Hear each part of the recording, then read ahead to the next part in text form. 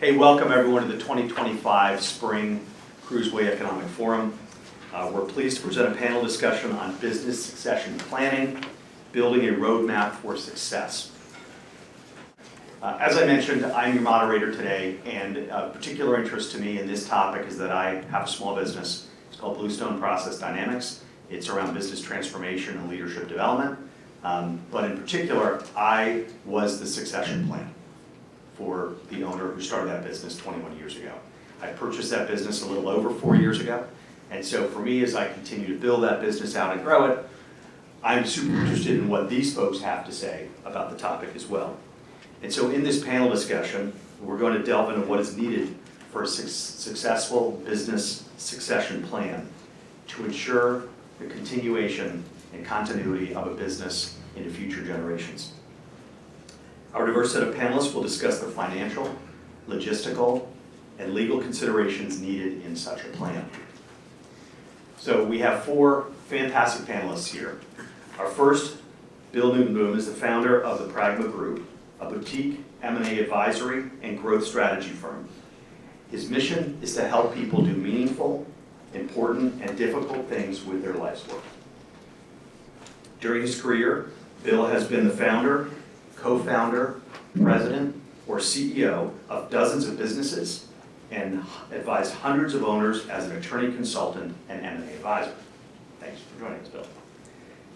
Dan Walkowski is a business broker at TransWorld Business Advisors of Portland. His personal mission is to help small businesses thrive. Dan has extensive experience in client relationships, negotiation, leadership, financial analysis, project management, service delivery, sales, business development, continuous improvement, customer retention, and exit planning for business owners. Did we leave anything out? Well, I can always catch up later. There you go. Thank you for joining us. Aaron Bell is a shareholder at Buckley Law and has more than 35 years of experience representing businesses of various sizes, leading lending institutions, private lenders, creditors, and individuals in a broad array of businesses, lending in commercial circumstances and matters. Aaron is well versed in all facets of business and corporate law, including entity formation, financing, governance, successions, redemptions, and mergers and acquisitions. Thank you, Aaron. And finally, George Hughes is a CPA and partner at Hoffman, Stewart Schmidt, and has over 25 years experience in public accounting. He works primarily with owners of closely held businesses and startups, offering guidance in tax, financial, and succession matters. He has special expertise in federal and state tax credits. George works to understand client goals and align creative tax planning with those goals. Thanks for joining us, George. So business owners are always thinking about tomorrow, whether that's around how they'll continue to improve their operations in the short term or what their succession plan might be down the line. Quick question, as a show of hands for those in the audience, how many people own or are in charge of the business that they work in? Oh, great to know. There are many options when it comes to how to structure the next phase of a business and a potential succession plan. Bill, let's start with you. What are some steps business owners should take when starting the plan for the next phase of their business? Is it on? No. How about that? Yeah. Perfect. The thing that I like to do is start with evaluation of the business because it allows me to start a conversation in a number of different areas, right? I call this work helping people stick the landing. You know, you can fly your Boeing 777 Dreamliner from London to Sydney, the largest route on the planet, and you can fly for 20 hours and it's fine, but if you can't grease the landing and drop that big plane right over the numbers, it doesn't matter, right? And so with evaluation, it allows you to sort of think about all of the aspects that are going to be involved. The personal, the financial, the leadership, the ownership, and the transactional work, right? All of those things are part of the transition planning. And then when we're doing this work, when you're talking about sticking the landing, you know, we're really talking about a couple of things. First, this is a process, not an event. So it's a long-term process, and it's going to take some time to do it. And then it is a team sport, not an individual sport. So it's going to take a lot of people and a lot of different perspectives in order to get it done. So the evaluation starts you working on that. You need to talk with the tax advisors, you need to get the tax returns, you need to get the financials, you need to assess the business and benchmark it to other people to find out if this is a better than market business or a below market business. And that will give you an idea of what the leadership team and the executive team is like. And that gives you an opportunity to talk with the owner about what the goals are, the personal part of the transaction. So by starting with evaluation, it allows me to do a conversation with the owner about what the personal goals are, what the financial condition of the company is, the financial goals of the transaction are. It allows me to take a look at the leadership of the company. Okay, if you leave, who's going to take over? And it allows me to sort of think about what the next ownership is going to be like. There's lots of different types of ownership out there, and what type of ownership do we think is best for the next chapter of the business? And then that gets us at the end to really what the transaction is going to look like. And what I found is that most people start with, well, let's just get to a transaction. Let's just get to the end, and that doesn't work. You really need to start from the beginning. And sometimes that can take a 5-year process or more. So starting with evaluation first gives you a good foundation to have all of those discussions in those different areas. Great. How about we hand Mike down to Dan here? Dan is a business broker, and you represent both sides sometimes, correct? That's right, yeah, buy or sell. Typically, the way I start a conversation with an owner is I ask them if they thought about what they're going to do next. And honestly, 50% of the time, they give me a blank stare and say, I've never thought about that. And so that's the first step, is you ought to think about that, because over 50% of sellers who sell with no life plan typically are depressed a year later. So that's very important. The other thing is I try to broaden the conversation to talk about other elements of their financial life. What does the business asset represent in their total assets in life? Because you'll remove the business away and then look at the wealth gap. What do you think you need long term? What does that look like? And then what do you have? And then will the business actually help fill that gap? Because that gives us a platform to say, should we sell the business or should you grow a little bit more to close your gap? Because that's, for a business owner, that's your engine for wealth generation, right? So then, secondly, is we put a lot of work into assessing the intangibles. So what does the team look like? Is the business attractive as well as is it ready? What does your team look like? The succession is one option, but if you were going to sell in the open market, we have to look at the strategy. Nobody buys businesses that are not profitable.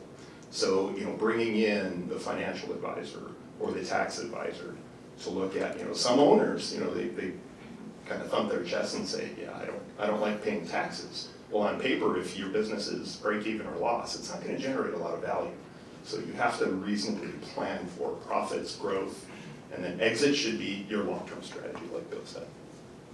Aaron, what's the legal perspective on this when someone comes up to you or a client says, hey, I think I want to move on? Obviously, we're thinking legal. And there are a number of different legal aspects that you need to think about and plan for when you are thinking about succession planning. The formation documents, are your articles current? Do they reflect current information relative to the business that you're actually running today? Have you authorized sufficient numbers of shares in order to provide for the succession plan that ultimately you want to implement? Are the minutes current? Do all the equity owners agree? We're talking about business owner here, oftentimes thinking that it's a single member or a single shareholder to a company who is succession planning. But oftentimes you'll have a number of minority shareholders, you'll have investors, you'll have people who have differing ideas about what that succession plan should be and what it should look like, and of course what their cut of that plan will be. So you need to think about those kinds of things and whether your internal corporate documents provide for those opportunities to either influence those people to come along with your plan or make sure that you are accounting for their position in the company when you're developing your plan. Bylaws, for example, will oftentimes contain drag-along rights so that a majority shareholder can drag minority shareholders along in a plan of succession. There are tag-along rights so minority shareholders can tag along with a majority shareholder who might be implementing a plan. But you won't know whether those terms and many, many more exist unless you've reviewed your bylaws or unless you've reviewed your operating agreement. There are so many companies that exist for many, many years who don't have bylaws. They don't have an operating agreement. They don't have share certificates. Or if they have share certificates, they don't know where they are. And they don't know whether there have been transitions or transfers over a number of years and they haven't accounted for them in their corporate books. Oh, corporate books. Where are those? Do they exist? Has anybody kept them current? IP. If your company is based on intellectual property, of course you want to make sure that you've protected the intellectual property to the extent necessary to lure or woo a potential or a prospective buyer, or to implement that succession plan. You want to make sure that all of your rights are protected and secured. Look at employment agreements. Do you have employment agreements? And if you do have employment agreements, or if you don't, do they contain non-compete provisions? Do they contain non-disclosure provisions and non-solicitation provisions? Do you have employee handbooks? Do you have confidential information provisions or agreements with key employees? Are there leases, contracts, licenses? Are they transferable? So I could go on and on, but I won't. Well, and we'll come back to you. You betcha. George, why don't you take us through from a numbers perspective? From a numbers perspective, first of all, you have a strong controller. Do you have a bookkeeper or do you have a controller? There's a huge distinction depending on the size of the business. Do you have someone who really knows what they're doing, or are they just putting numbers into the books? Because if someone's coming from the outside, they're going to want to really go through your books to see how well is this really working. And then from a tax point of view, I want to find out, what are your goals? Are you looking to sell to employees? Are you looking to have a next generation of family take over? Or are you looking for an outside financial buyer or a strategic buyer? What is the goal here? Because how you structure for taxes and succession from a tax point of view really depends on who do you think the buyer is going to be. You know, once you've had a valuation, you probably have a better idea of who your buyer really will be. But most companies sell to employees. And are you grooming the employees? Do they have the financial knowledge? Do you have a good controller? Because a lot of owners wear all these hats. And I like to say, you don't make money doing your own books, much less being your own controller. Now you need to watch what's going on because fraud is a thing out there. But do you have a good set of books? Do you have a strong internal accounting process where if someone steps in, they know that the receivables will come in and someone's going to collect those receivables because you do want to get paid. Okay. With that. Well, why don't you, hold on to that microphone for a second. Sure. For business owners, having the right team can make a huge difference when you go through succession. And as you think of it, at least these four individuals up here being auxiliary team members in that space, can each of you just talk about your specific role? So when would someone likely get in touch with you, ideally, if they're thinking about this? And what part specifically are you going to look to play on a succession? So ideally, we have a few years of ramp time. Oftentimes I'll get a call from an attorney saying, hey, client's about to sign a deal. Well, let's talk at least before you sign the deal, please.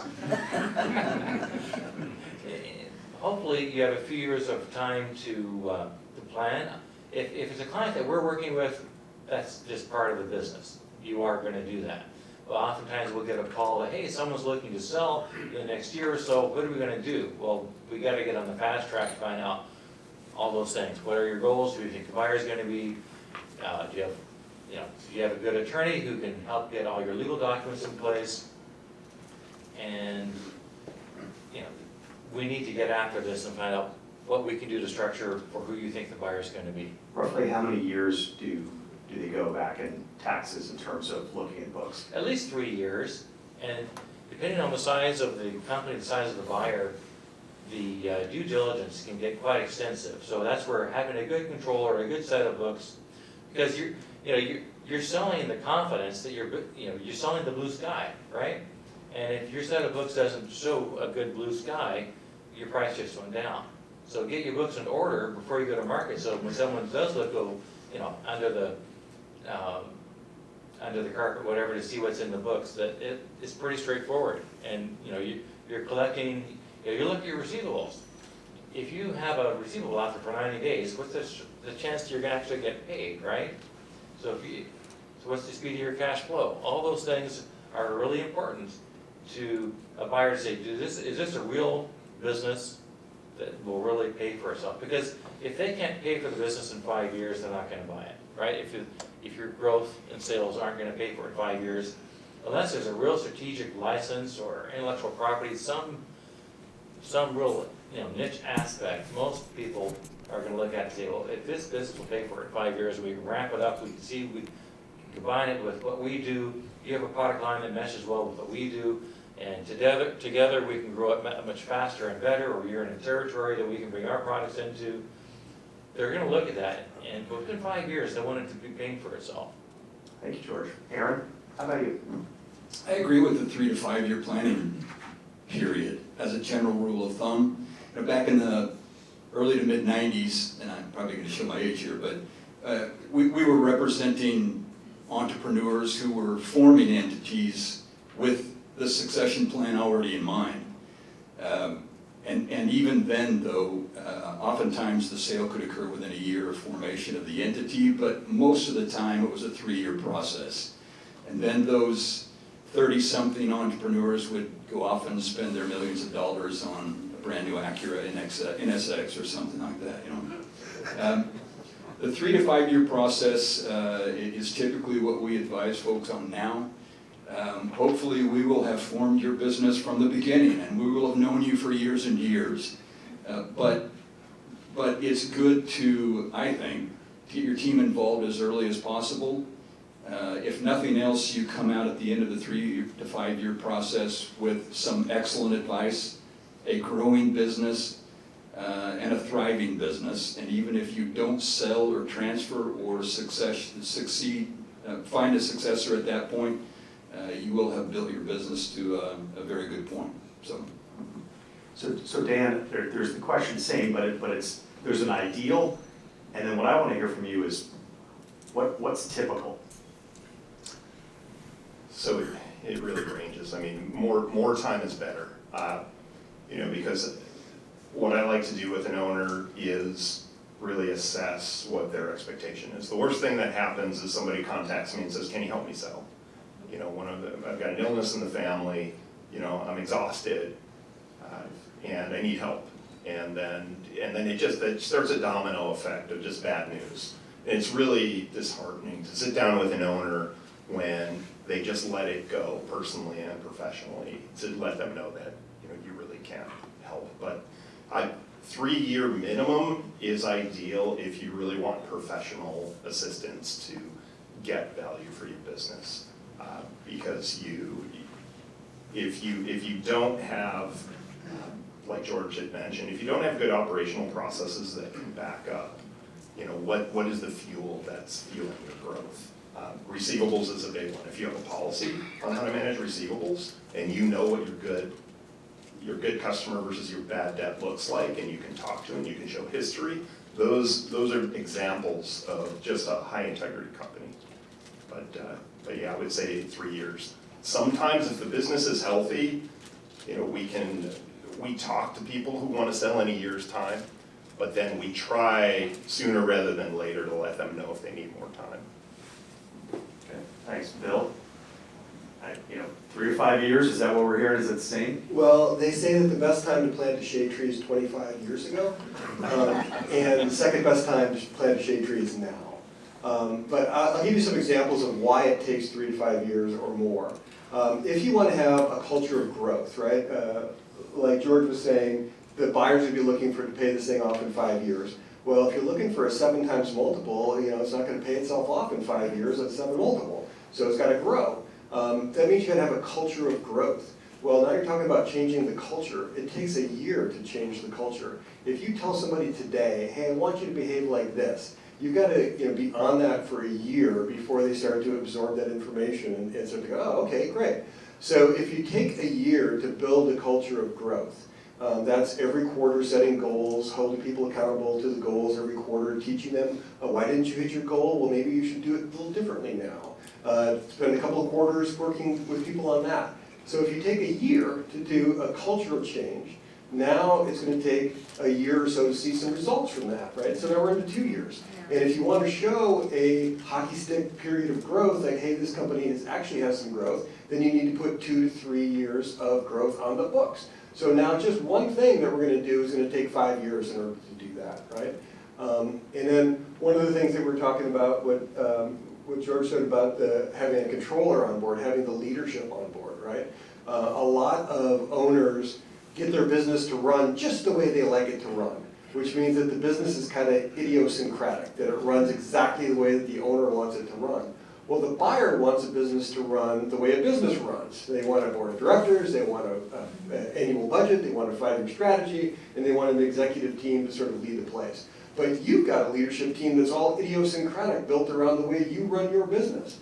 And it's going to take a while to work with those people on, hey, it's time for you to step up and be a leader here. I want you to, you're the bookkeeper now, but I want you to be a controller. So I need you to take some classes, I need you to step up and need to do that.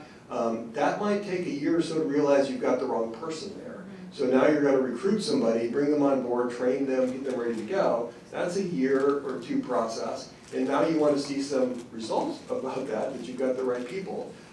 So those are the kind of things that it's going to take 2 or 3 years working behind the scenes before we're ready to go to market. And I think Dan will tell you, and Aaron will probably tell you too, that, hey, once you've got a deal, it's going to take a year to get the deal done. And heaven forbid if you have a sale fail, right? Heaven forbid if you have a deal that falls out of bed. I've had deals where, the buyer, we've got an LOI, we're moving through due diligence, everything is awesome, this is the right buyer, and then all of a sudden, the year-end planning session hits, and the buyer says, you know what, we're moving in a different strategy. We're going someplace else. We're going to go in a complete new strategy. Well, we've been talking with that buyer for 9 months now, and so we got to start the whole process over again. So those are there's nothing involved in this process that you can do over again in a month. There's very few things that you can do over again in a year. Dan, what are other potential challenges you've seen? Bill brought up some great ones there. What else do you see? I think that if the owner isn't looking forward and assembling some kind of a plan of growth, if all they want to do is kind of tread water in place, that doesn't create an attractive business. The other thought that occurred to me too, because I work with a variety of sizes of business. Sometimes you can move a little bit faster on a business that is lower value, and I would say where the selling price is maybe under $1 million as opposed to kind of like 1 to 25. But it still is very beneficial for the owner to have company organization, have a plan in place, have good books. If the owner is wearing 10 hats, I'm going to have to clone that owner in order to have a successful sale. And so what we start to do is various different tactics, because some owners, they get a little stubborn. They want to do things their own way. So what you have to do is unwind it. And sometimes it takes a lot of conversations in the relationship before they start to see, the first place we start typically is financial management. Get somebody to help you with the books. I've had an owner that didn't want to spend $1,000 to formalize their books, and then, it's pennies on the dollar to run quarterly reports for them. And you have to have your financials professionally done, and just no 2 ways about it. And then next, I always ask an owner if they have a business attorney. Sometimes they have a family attorney, sometimes, the worst thing to do is listen to the armchair quarterbacks. I can't tell you how many times I have an owner tell me, oh yeah, it's like a tennis club conversation. Oh yeah, 5 times revenue is what my business should sell for. And so then we have to back everything up and explain to them how businesses are valued. But understanding profitability, profit is what drives value. We look at revenue, you can track revenue in the data, but it's profit. Profit drives value. And we work hard to get owners to understand that. Aaron, similar question to you from a legal perspective, right? So some of the challenges that come up as you get involved, and maybe it is, they get you involved 3 years ahead, or they've been using Buckley. And I've had my own share of legal challenges in spaces and minds that show up after the purchase. But can you share some of those with the audience?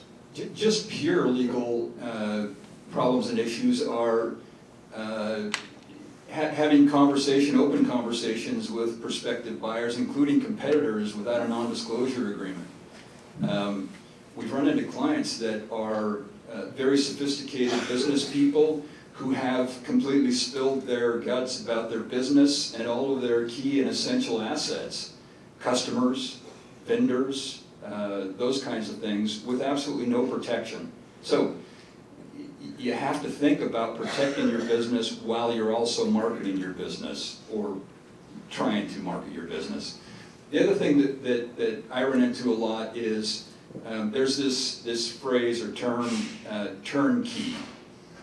Oftentimes, business people will think that it's more marketable to sell their business as a turnkey business when they don't realize that the business is all about them, particularly in a single member or a single shareholder business. The founder oftentimes will be the key to the business, and the founder has decided that on the day after the closing they want to split and go to Aruba. You need to rethink those kinds of things and make sure, as Bill said, that you're planning ahead for that successor, not only a successor for your entire business, but a successor internally. Who's going to take over the key aspects of the business so that the day after closing, the buyer can be sure that they can run the business. The other thing that we run into is not appreciating the play of employees. You need to keep employees through the entire process. You need to feed and water them. You need to pamper them. Identify key employees and make sure that you have, for example, retention agreements with them. Give them some incentive to stay through the closing so that if they are key to the sale, they are there when the sale closes. Same for you, George. Picking up on employee retention, I had a client that he had retention agreements for his key salesperson, et cetera, but forgot about the controller. The day that the company sold, the controller walked out the door. All of a sudden, you have a big book to do, and the buyer says, what's going on? Where's the controller? Well, I didn't have a retention agreement. The controller's walked off didn't want to deal with it. So you're looking at, okay, I've got a great team of people, but what is the financial incentive for them to stick around? Have you thought about that? And if you're building your business, what are the financial incentives for your key employees to stick around, regardless of whatever happens, whether you're going to sell to family or to employees or outside? Are you really thinking about your key people? Are you going to keep them around? Because hopefully, if you're selling a business, it's not just you. It is the team. And that is what a buyer wants, whether it's internal. If an employee is going to buy the company and you have been the only driver for it, what are they buying? So it needs to be a team, whether it's the employees or family or an outside. An outside buyer doesn't want to buy you, they want to buy the company. So hopefully you've got things in place to think about that. You bring up a great point, and it's been kind of alluded to through some of our other panelists. When you're starting to think about selling a business, what was said is, you built a business around yourself, or the company runs the way that senior shareholder wants it to run, or what have you. In order to move that business, in order to look at who your employees are, you're talking about people, you're talking about change management, and you're talking about trying to get them to package the business in a way that's going to sell, which may be different than the way they like the business to run. Talk a little bit about some of the interactions you've had and some of the challenges in terms of working with clients when you try to say, here's what you need to do, and they may nod, but then how do you actually get them to go down that spot from a CPA Well, perspective? just look at the financials. You say, you think, and working with valuation folks, right? What do you think you can sell this company for? Well, if you do these things, here's what you can sell it for. Dollars always get the attention, right? And money's a motivator. And if you follow, for example, the valuation person's advice about professionalizing the business, get a controller in there, do all these things to build your team, here's what the valuation could be out in the marketplace. If you don't do that, here's what the valuation could be. So let's get real. What do you want to do? And so in that space, for example, as you're looking at books, you think numbers and books, they're clean and they're good to go, and they're, he's laughing, he knows, and they all are, there are different ways people like to see their books, and they believe that as they hand that over, I'm good. Yeah. But sometimes, you may try to convince them, you have to go back and restate. And how often does that happen when you're dealing with this? That's where I go back to, before we even go down the path of trying to sell, anytime I talk to a business owner that says, I'd like to sell one day, I say, well, let's look at your accountant. Do you have a strong controller, or are you talking about a bookkeeper? And if you can't say, well, I can't afford a controller, well, you can get in a part-time controller. Once a month, have a controller type person come in to train the bookkeeper, look over your shoulder, professionalize how you're doing your internal accounting. So it doesn't have to be that you've now got a very expensive person on staff if you can't quite afford it. You can afford them part-time. And maybe if your business grows enough, you can bring them in full-time, because by the way, if your business grows enough, you can sell it. Aaron, what about you from a legal perspective? When you're dealing with owners, or you're speaking with someone who's trying to sell, and you come up at a situation and you say, hey, you've got to change. It's a hard word for folks to understand. You've got to change. So for example, in my experience, as I was doing my due diligence, I realized you could drive a truck through a lot of the contracts that she thought she had. And we started having those conversations, and there was an initial kind of like, wait, you don't know what you're doing. And it was like, well, so how often does that come up, and how do you get them to realize that it might take a few years to get your legal affairs out? Sometimes it's a tough sell. When a company is planning to sell, or they're developing their succession plan, they don't want to think about things that aren't specifically directed at the closing, things that aren't specifically directed at depositing that check in the bank as soon as they sell the business and again move off to Aruba. So we advise people all along as we're representing them that they need to stay current in their documentation. But again, it becomes extremely important as that succession plan is being built. The other thing that we come across in advising clients in succession planning associated with the legal aspects is being comfortable enough to disclose necessary aspects about their business in order to sell the business, or in order to develop that succession plan. There are highly technical businesses, and I'm sure many of you are involved in those, where you feel extremely insecure about disclosing everything that you have, in the drawer at home. All of those technical things that you've developed over the years, all of those relationships that you've developed with customers, clients, vendors, it's giving up that fear of disclosure. So oftentimes it's a matter of advising clients on what the legalities are associated with non-disclosure and confidentiality agreements that will enable clients then to open up and market their business, or develop a succession plan that might allow other people within the business to share in the secrets. Thank you. Dan, as you work with buyers, sellers, one of the things that I've heard, I have a friend in the business that you're in, is that expectation based upon whether it's emotional attachment or they've been so bought into the vision, and they themselves have been thinking about it for years, that this is it, this is the golden egg, and their expectation is here, and then you realize that it's gonna be here. How hard is it to close that gap sometimes?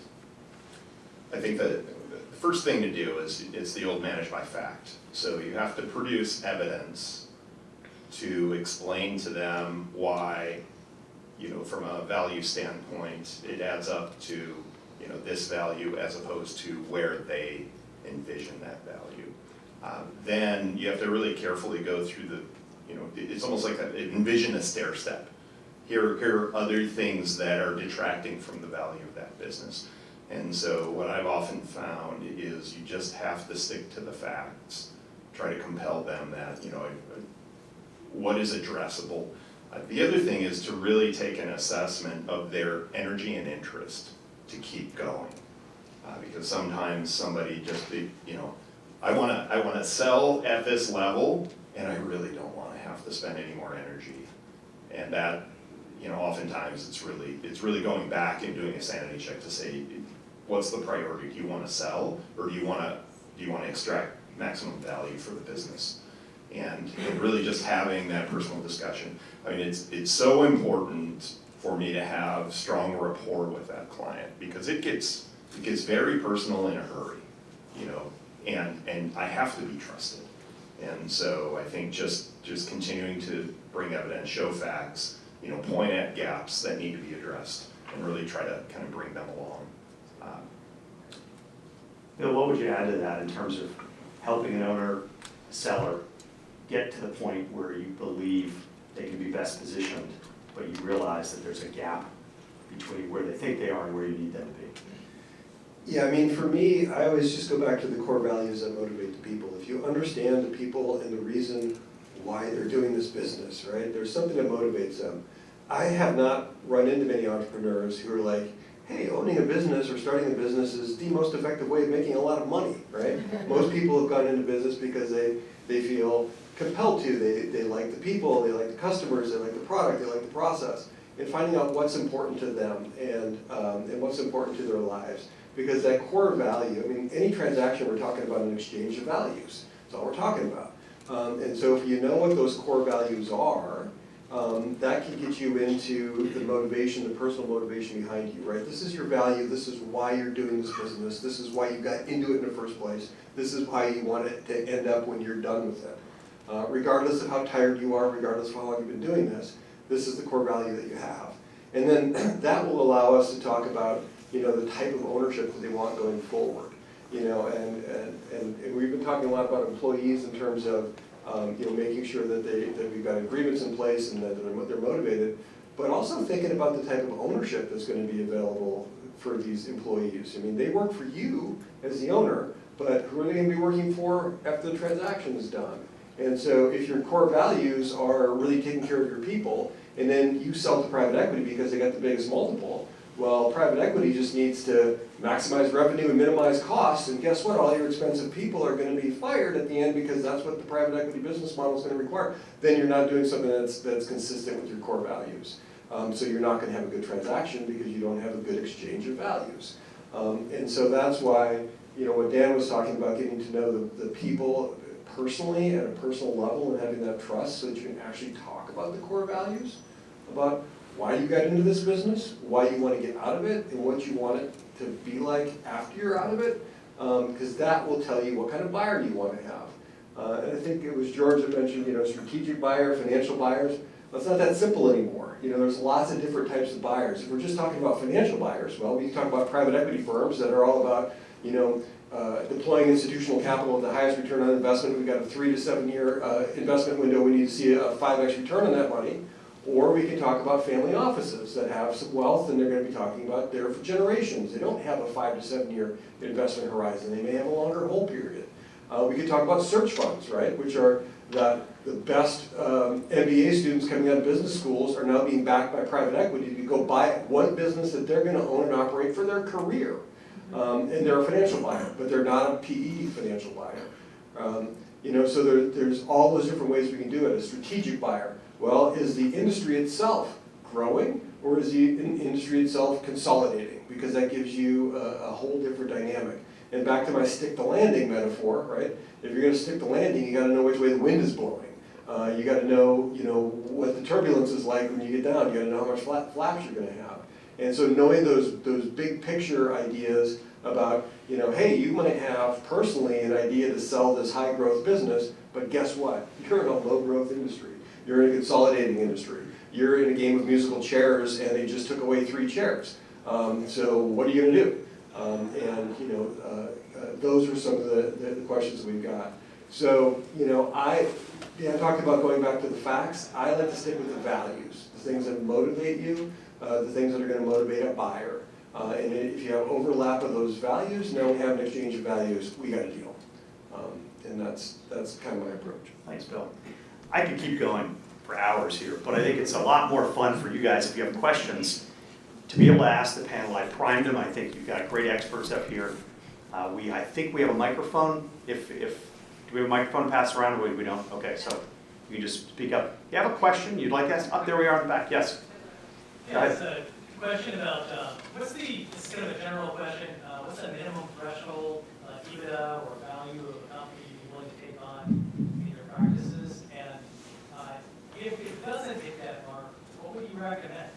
How would you recommend they go about, say, a smaller business that there's still value, might not be at the level of your individual practices? So let me just repeat that in case from a recording perspective. Can you get it? Okay. So what's the minimum EBITDA or value or revenue for a company for each of you to take that business on? And if it's below that, what would you recommend? So I work with founder and family-owned businesses at all levels. And when we're talking about what kind of buyer we want to get, buyers definitely have minimum sizes, right? Like PE won't look at anything really below $2 million in EBITDA. But there's a lot of search funders out there that'll look at a $750 million in EBITDA. So it really varies. And in my case, about half my work is transactional work and half my work is just consulting and growth work. Because sometimes selling the business is not the right strategy. Right? Sometimes keeping the business is the right strategy. Even if you want to transition out of it, you don't want to be into it day to day. Ownership might be we're going to stay the same, but leadership is going to change. And I will work on, and it goes back to what George talks about, the goals of the person. What do you want to accomplish personally? What do you want to accomplish financially? And what can we do? But there's always a plan. And I think any of us would work with any client about where you are now, where you want to get to in 5 years, and what's the from here to there sort of approach. Did we lose the mic? Yeah, I mean, like Bill, I'll have a conversation with business of any size because when I left corporate America and I decided to work in small business, my personal mission, I recalibrated and said, I want to help small businesses thrive. So, I feel that it's my duty to stick to that value. So I'll talk to an owner of any size and just help them understand, here are the foundational aspects that you need to have in place. And Bill's absolutely right. Buyers come in at different levels. There are a lot of individuals out there, with a range of corporates that are changing out in the world and, lots of layoffs in different segments of the industry.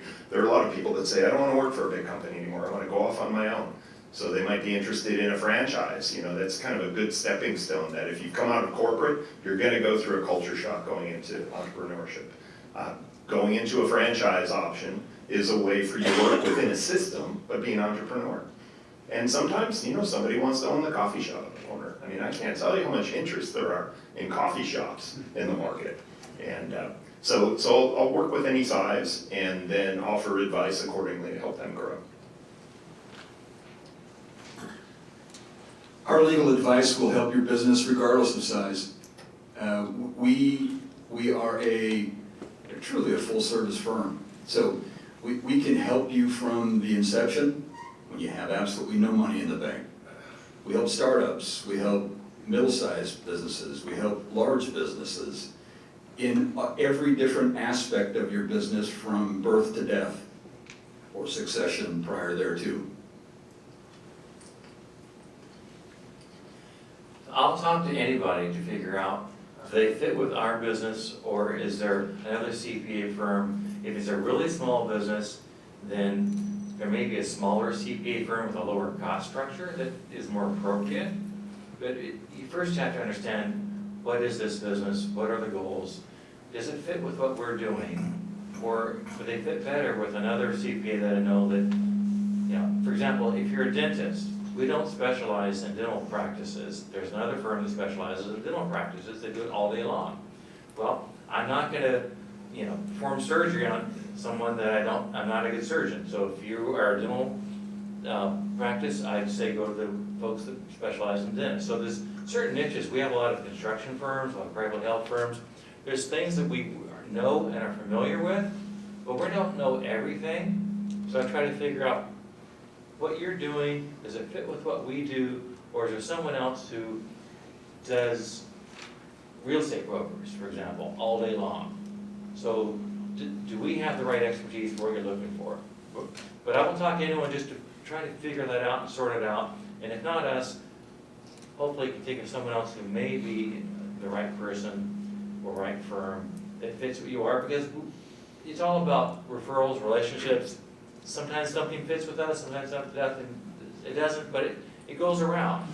And maybe another firm has someone that, okay, we do dental practice, but we don't do software companies, so you should go talk to George. Okay. Other questions? Yes? Bill, you said that you start with evaluation every time, first step. Can you talk about the different types of evaluation processes, and what are some of the areas where subjectivity can influence decision-making, and how you resolve varying kinds of debates around the underlying assumptions of evaluation? So the questions for Bill around valuations. Okay. That's a really good question. I mean, there's a lot. When I do evaluation, I do 11 different methods. So there's the asset method, there's the income method, there's the market method. I do different approaches under each one of those things, and I do a weighted average, based on my experience. Sometimes when you're doing 11 different methods of evaluation, you start to get numbers that line up, and you go, okay, we got 5 or 6 different methods that are coming here, and we got 2 or 3 outliers that are giving me a way high or a way low.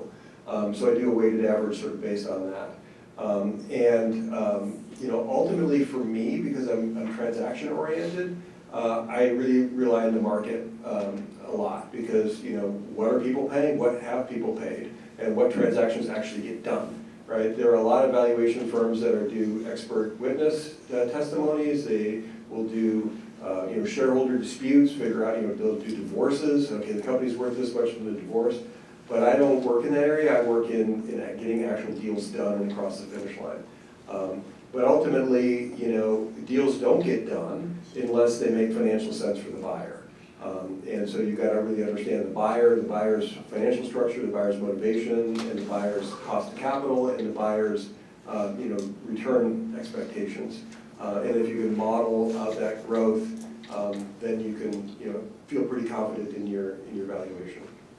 As an add-on question, do you ever do, like at the beginning of a 3 to 5 year process, a baseline valuation first to help people understand where they sit, and then from there, go back into your first response, and then what are the challenges with that non-market driven baseline valuation? How do you discuss those pieces? Yeah, you've been reading my mail, apparently. Yes, I do like to start with the baseline valuation of, hey, this is what I think the company is worth today. If we were to do this, that, or the other thing, we might be able to change it. Like Dan mentioned, profitability drives value in a lot of ways. So if we can improve profitability, there's a way to go. I benchmark people when I do evaluation. So I will not only look at what the financial metrics are and ratios in that particular business, but I will compare it to the industry average. And I'll take a look if they're in the top quartile or the bottom quartile or somewhere in the middle, right? So if a company is in the top quartile compared to the industry benchmarks, well, I think we're going to get a deal done, and I think we're going to get a deal done in market valuations. If somebody's in the bottom quartile, then I can say that, well, hey, a buyer's not going to be really that interested in them. If they're in the, if they're a D student, they're not going to get a lot of scholarship offers. But if they're an A student, well, they're going to get a lot of scholarship offers. So then once we have the benchmarking, then I can just, then it's like woebegone. Everybody's got to be above average. We've got the benchmarks. What can we do to get above average? Hey, your gross profit margin is 5 points below where the industry gross profit margin is. Why is that? You know, do we have a problem with your sales team? Do we have a problem with your sales process? Do we have a problem with your marketing team? You know, do we just not pay attention to what the costs are, you know, for your gross profit? But let's spend a year or two getting your gross profit at benchmark or above, into the top quartile. And then once you do that, of course, all that gross margin just falls to the bottom line, and so everything, you know, works a lot better. Rent is another one. People who own their businesses, own their buildings, they don't pay themselves a fair market rent, and so they don't have that market pressure to keep their margins moving. So, you know, we do a recast financials in the first valuation, okay? You know, the owner is paying themselves a lot less than market rate. So let's recast that if they were paying a market rate. Instead of an owner, you know, providing all of these services, what if we had to go out and hire somebody at the market rate in order to do that? And once we have that market rate figured out, now we have, you know, what I call a normalized adjusted EBITDA, and which is, you know, what a normal company would look like doing that. And then we can sort of look at the baselines, and it's like, you know, hey, you know, you pay X for this sort of sales service, that doesn't cut it. You need to, if you want to bring in a top salesperson to replace you, you're going to have to pay a higher premium for that, which means that we're going to have to charge a higher price, which means we're going to have more effective marketing, which means that, you know, we've got to do all these changes to get the valuation to where we want it to be in 3 to 5 years when you want to exit. Can you hand the mic down to Dan? Say, find a similar situation where you said, hey, look, you know, the owner owns the building and he's paying less rent to himself. What other situations like that have you seen when you walk through a business and, you know? Yeah, no, great question. You literally are going down the chart of accounts of costs to see, you know, are you paying, do you have a larger payroll than actually your employees? You know, sometimes an owner will pay a family member, and that's not necessary, so you can adjust that out. The other thing that is kind of outwardly related is you want to look and understand the makeup of the revenue. Oftentimes, a company will have a low customer concentration. If you're getting over 20% of revenue from any one customer, that's going to set off flags. What happens if that customer leaves? You know, your revenue's at risk. Because buyers are looking for spots to understand, are you at benchmark? Are there risks? And how do we overcome those risks? So, yeah, and then we do very much similar kinds of approaches, trying to understand costs and really try to get clarity around the makeup of you know, various different cost items. I think rent is a very common one, and then how many owners are being paid as part of payroll, and how many are needed to operate the business. So sometimes, you know, payroll might ride higher than normal. Aaron, what have you seen from a legal perspective in this space of, again, just weird situations that you've uncovered because an owner, you know, whether paying a family member who doesn't show up at work or the rent themselves? From a legal standpoint, it's not, we let the professionals handle that aspect. And we've been spending a lot of time talking about sales, purchase and sales of businesses, but valuations are very important in succession plans that involve a transition to family members as well. You need a valuation of the business in order to make determinations about how the pie should be split among family members, for example. When transitions, when the succession should be implemented, and how it should be implemented. We just very recently were contacted by a client who wanted to transfer their very successful business to their 3 kids. And they had a business valuation and a real estate appraisal that they had done in 1990. And they were upset about the fact that we wanted them to update, and so we blamed it on the CPA. Oh, no, let's not let him speak. So now not only was CPA brought up, but chart of accounts, right? And certainly I mean, you crawl through the numbers, so what's some of the craziest stuff you've seen? That you can talk about without implicating anybody, okay? Especially not the lawyer. Well, if someone bought your business, would they spend money the way you're spending it, is the short answer, right? If you really want to sell this business to employees or family or someone else, are these costs really business costs? Do you really need that house in Sun River or whatever it may be, right? Because you're looking to, going back to the valuation, look at the numbers. If you're gonna sell this to an outside party, this isn't, a lot of people have run their business like a personal checkbook. Okay, this is no longer just a personal checkbook. You can have your personal checkbook, but do that outside the company. Let's just make that an owner distribution, and let's just run this business professionally, because someone who's gonna come into this, and most likely it's gonna be employees. That's the most common transaction is you're gonna sell to an employee and maybe over time, and you're gonna ease out. That's most likely, unless you're a large company that has a real attraction. Years ago, back in the 90s, everyone was wanting to start a software company and sell, go public. Well, that's not realistic. You're not gonna go public, right? And are you really gonna sell to Microsoft or Amazon? Maybe you can, but most companies are not gonna sell to Amazon. So who's really gonna buy you? If you're big enough, maybe a family office, because I've had that. Family offices buy, when they're looking generations ahead, they're seeing this as a long-term strategic play. They're not looking to squeeze every dollar profit out right now. It's the long run. Does this business have legs for the long run? So it really is who are you going to sell it to, but professionalize your business, have a controller, and do what you want on the side. Other questions from the audience? Yes? Yeah, do you have any tailored advice for service agencies? Consultancies or professional services that don't build and sell widgets, We get a jump ball. have talent? Sure. With professional services firms, you really have to be able to generate revenue from multiple points. So a lot of times it's one rainmaker and a couple of people who end up servicing, and the rainmaker is the owner. And when the owner goes, where's revenue coming from? So if you have a culture of multiple service providers that can do their own sales and do their own revenue generation, and then you can document that with the sales process and revenue process. Hey, this is how we acquire leads. This is how we process leads. This is how we reduce a lead to a sale, and this is how an average engagement looks like, and we can repeat that. We've got a crank that we can crank and repeat over and over again. That's the kind of professional services firm that could sell. If you don't have that crank, if you've got one rainmaker who's bringing in all the revenue, then you've got to find another rainmaker to sell it to. Or you've got to find somebody who's on the team who's not a rainmaker who can take over those relationships and work on them.